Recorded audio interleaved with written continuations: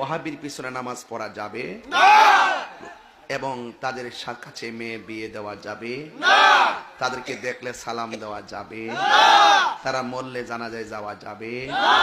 এখন আল্লাহ বলে ওয়ালা তাকুম আলা কাবরিহি, তারা মারা গেলে তাদের কবরের কাছেও যাওয়া যাবে।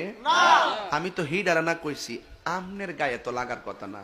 আপনি কি লেগে উল্টা কোন ওয়াহাব মানে আল্লাহর নাম কইনি আমরা কই হে ওয়াহাবি রে, আলে আব্দুর রহমান নাম হইলে বেহেস্তে যাইতো না, আব্দুর রহমানের গুণ লাগবো। কথা কোন ঠিক না বেটি?